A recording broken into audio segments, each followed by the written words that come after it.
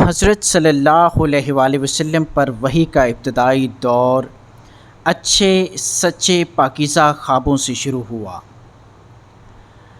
آپ خواب میں جو کچھ دیکھتے وہ صبح کی روشنی کی طرح صحیح اور سچا ثابت ہوتا۔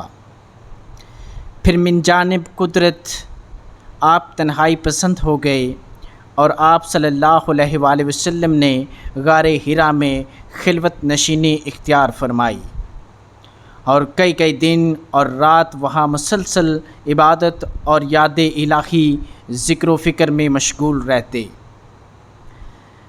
جب تک گھر آنے کو دل نہ چاہتا توشہ ہمراہ لیے ہوئے وہاں رہتے۔ توشہ ختم ہونے پر ہی اہلیہ محترمہ حضرت خدیجہ رضی اللہ عنہا کے پاس تشریف لاتے اور کچھ توشہ ہمراہ لے کر پھر وہاں جا کر خلوت گزیں ہو جاتے۔ یہی طریقہ جاری رہا یہاں تک کہ آپ پر حق منکشف ہو گیا اور آپ غار حرا ہی میں قیام پذیر تھے کہ اچانک حضرت جبرائیل علیہ السلام آپ کے پاس حاضر ہوئے اور کہنے لگے کہ اے محمد پڑھو۔ آپ فرماتے ہیں کہ میں نے کہا کہ میں پڑھنا نہیں جانتا۔ آپ صلی اللہ علیہ وآلہ وسلم فرماتے ہیں کہ فرشتے نے مجھے پکڑ کر اتنے زور سے بھینچا کہ میری طاقت جواب دے گئی۔ پھر مجھے چھوڑ کر کہا کہ پڑھو۔ میں نے پھر وہی جواب دیا کہ میں پڑھا ہوا نہیں ہوں۔ اس فرشتے نے مجھ کو نہایت ہی زور سے بھینچا کہ مجھ کو سخت تکلیف محسوس ہوئی۔ پھر اس نے کہا کہ پڑھ۔ میں نے کہا کہ میں پڑھا ہوا نہیں ہوں۔ فرشتے نے تیسری بار مجھ کو پکڑا اور تیسری مرتبہ پھر مجھ کو بھینچا۔ پھر مجھے چھوڑ دیا اور کہنے لگا کہ پڑھو اپنے رب کے نام کی مدد سے جس نے پیدا کیا اور انسان کو خون کی پھٹکی سے بنایا۔ پڑھو اور آپ کا رب بہت ہی مہربانیاں کرنے والا ہے۔ پس یہی آیتیں آپ حضرت جبرائیل علیہ السلام سے سن کر اس حال میں غار حرا سے واپس ہوئے کہ آپ کا دل اس انوکھے واقعہ سے کانپ رہا تھا۔ آپ حضرت خدیجہ کے ہاں تشریف لائے اور فرمایا کہ مجھے کمبل اڑھا دو، مجھے کمبل اڑھا دو۔ لوگوں نے آپ کو کمبل اڑھا دیا۔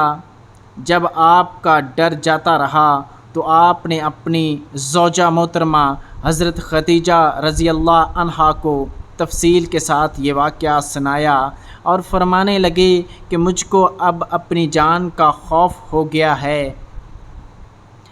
آپ کی اہلیہ محترمہ حضرت خدیجہ رضی اللہ عنہا نے آپ کی ڈھارس بندھائی اور کہا کہ آپ کا خیال صحیح نہیں ہے۔ خدا کی قسم آپ کو اللہ کبھی رسوا نہیں کرے گا۔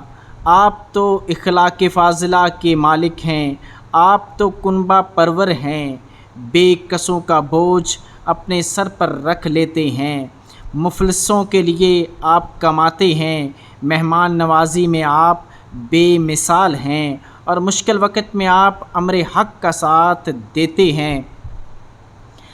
ایسے اوصاف حسنہ والا انسان یوں بے وقت ذلت و خواری کی موت نہیں پا سکتا۔ پھر مزید تسلی کے لیے حضرت خدیجہ رضی اللہ عنہا آپ صلی اللہ علیہ وآلہ وسلم کو ورقہ کے پاس لے گئیں جو ان کے چچا زاد بھائی تھے اور زمانہ جاہلیت میں نصرانی مذہب اختیار کر چکے تھے اور عبرانی زبان کے کاتب تھے۔ چنانچہ انجیل کو بھی حسب منشائے خداوندی عبرانی زبان میں لکھا کرتے تھے۔ انجیل سریانی زبان میں نازل ہوئی تھی، پھر اس کا ترجمہ عبرانی زبان میں ہوا۔ ورقہ اسی کو لکھتے تھے۔ وہ بہت بوڑھے ہو گئے تھے، یہاں تک کہ ان کی بینائی بھی رخصت ہو چکی تھی۔ حضرت خدیجہ رضی اللہ عنہا نے ان کے سامنے آپ کے حالات بیان کیے اور کہا کہ اے چچا زاد بھائی، اپنے بھتیجے محمد صلی اللہ علیہ وآلہ وسلم کی زبانی ذرا ان کی کیفیت سن لیجئے۔ وہ بولے کہ بھتیجے، آپ نے جو کچھ دیکھا ہے اس کی تفصیل سناؤ۔ چنانچہ آپ صلی اللہ علیہ وآلہ وسلم نے از اول تا آخر پورا واقعہ سنایا، جسے سن کر ورقہ بے اختیار ہو کر بول اٹھے کہ یہ تو وہی ناموس معزز رازدان فرشتہ ہے جسے اللہ نے حضرت موسیٰ علیہ السلام پر وحی دے کر بھیجا تھا۔ کاش میں آپ کے اس عہد نبوت کے شروع ہونے پر جوان عمر ہوتا، کاش میں اس وقت تک زندہ رہتا جب کہ آپ کی قوم آپ کو اس شہر سے نکال دے گی۔ رسول کریم صلی اللہ علیہ وآلہ وسلم نے یہ سن کر تعجب سے پوچھا، کیا وہ لوگ مجھ کو نکال دیں گے حالانکہ میں تو ان میں صادق و امین و مقبول ہوں؟ ورقہ بولا، ہاں یہ سب کچھ سچ ہے، مگر جو شخص بھی آپ کی طرح امر حق لے کر آیا لوگ اس کے دشمن ہی ہو گئے ہیں۔ اگر مجھے آپ کی نبوت کا وہ زمانہ مل جائے تو میں آپ صلی اللہ علیہ وآلہ وسلم کی پوری مدد کروں گا، مگر ورقہ کچھ دنوں کے بعد انتقال کر گئے۔ پھر کچھ عرصے تک وحی کی آمد موقوف رہی۔ یہ بخاری شریف کی حدیث نمبر 3 ہے۔ تو پیارے دوستو، اسے بار بار سنیے گا اس حدیث مبارکہ کو، تاکہ ذہن نشین ہو جائے اچھی طرح۔ اللہ نگہبان۔